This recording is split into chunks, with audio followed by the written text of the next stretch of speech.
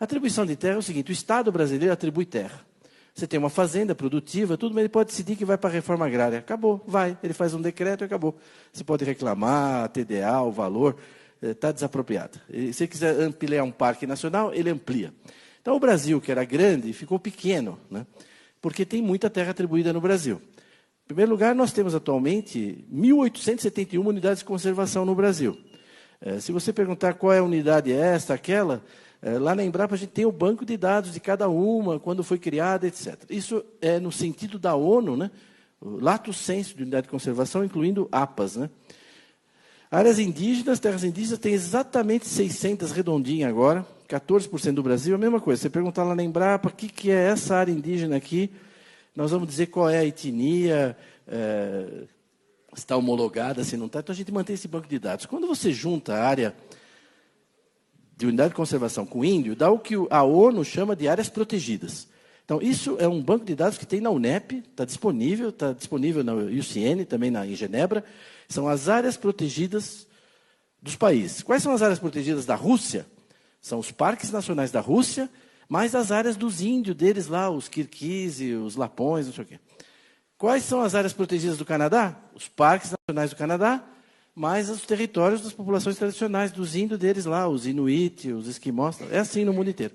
Então, o Brasil tem sobreposição entre índio e parque. No total, 30% do Brasil é área protegida, cadastrada, mapeada, definida, pronto, consagrada. Isso está fora da produção, né? O Brasil já começa a ficar do tamanho da Argentina quando você tira isso. É muito, é pouco? Não sei. Só tem no mundo 10 países que têm mais de 2 milhões de quilômetros. Não tem muito país grande no mundo. O Brasil é um deles, mas só tem 10 com mais de 2 milhões de quilômetros. Então, quanto que esses países protegem? Eu baixei os dados lá desses países. Eles protegem 10% do seu território. Nós protegemos 30%. Eu não sei se é muito ou se é pouco, 30%, mas é o campeão em termos absolutos e em termos relativos.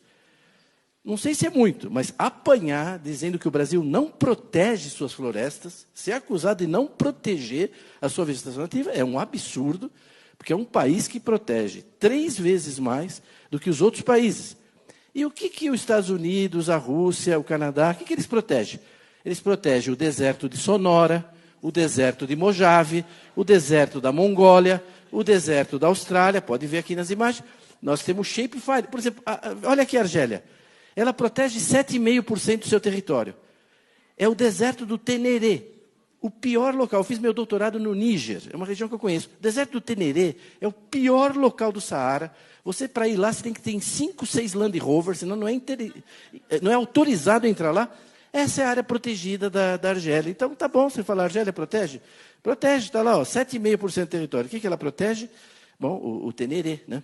Então, o Brasil protege áreas que têm potencial. Uma vez eu estava lá no Vale da Morte, eu perguntei para o americano lá, e aqui tem problema de invasão de parque? Porque no Brasil tem, porque tem madeira, tem minério, tem garimpo.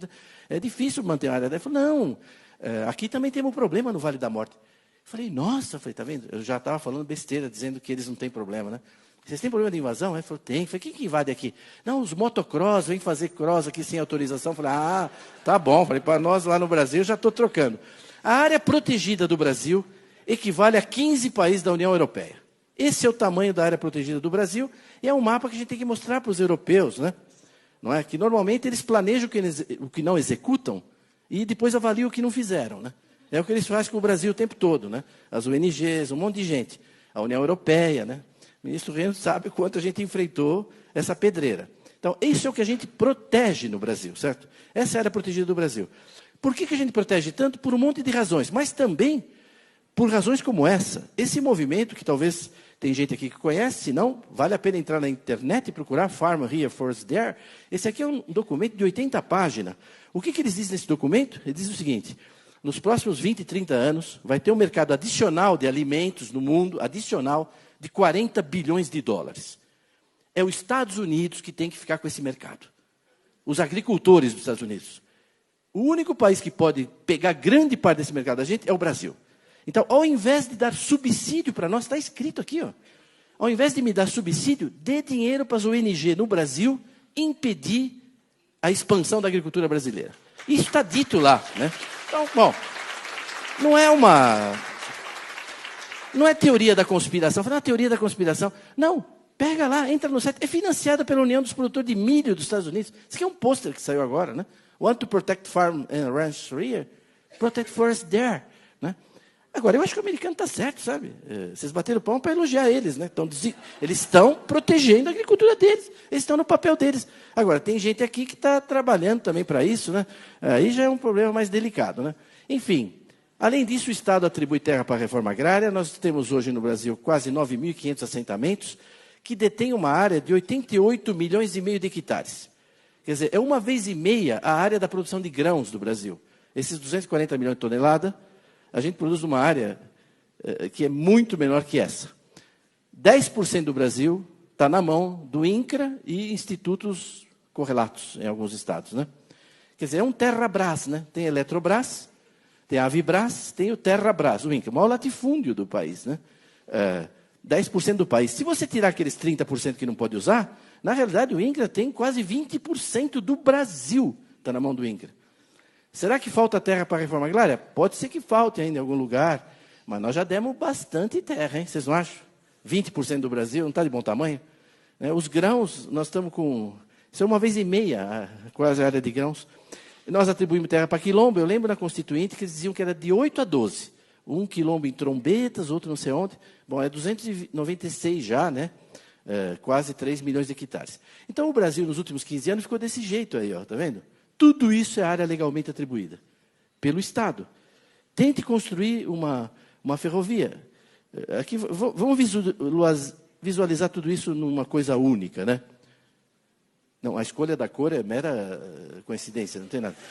Não. Então, então, quando a gente olha, nós temos hoje 12.500 terras legalmente atribuídas, né? É bom já ir se acostumando, né? Então, 37% do país está legalmente atribuído. Tente fazer uma rodovia aí. Ah, mas aqui pode fazer agricultura no branco? Pode, vai de helicóptero, planta de helicóptero, sai de helicóptero. Essa é a situação, né?